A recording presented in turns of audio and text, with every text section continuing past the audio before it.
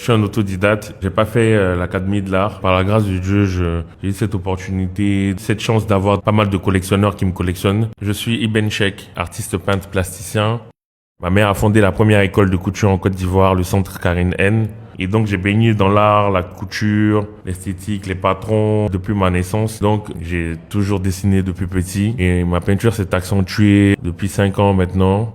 Chez moi, c'est un atelier, quoi. Je vis pour l'art. Ma peinture est spirituelle. Je suis dans le figuratif. Je m'inspire beaucoup des masques Dogon dans mes personnages. Je peins également mes alter ego. J'essaie d'explorer différentes techniques. Aujourd'hui, j'intègre par exemple le kaolin sur mes peintures qui me donne des effets de terre déstructurés. C'est un rappel aux sources, un rappel aux ancêtres.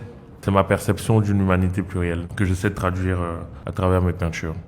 Alors, mon premier projet en tant que peintre, c'était pendant le Covid où un petit-fils de Giacometti avait organisé une expo dans le parc Monceau parce qu'on n'avait pas l'autorisation d'exposer dans des galeries à Paris et moi, j'avais pas exposé encore en galerie. Je publiais mes peintures sur les réseaux. Il m'a contacté. Du coup, j'ai exposé avec des artistes qui émergeaient sur la scène française et aussi internationale. Le projet qui m'a touché particulièrement, c'est mon exposition au Japon, au musée contemporain de Tokyo.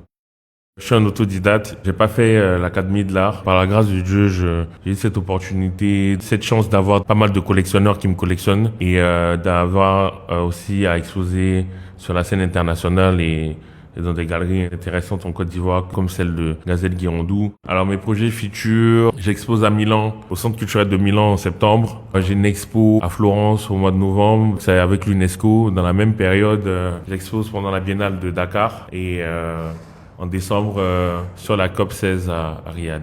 J'aimerais bien travailler avec des fondations comme celle d'Hermès ou Louis Vuitton, par exemple, ce genre de fondations qui poussent haut des artistes. Je pense qu'avec le temps, avec un travail acharné, ça va se faire.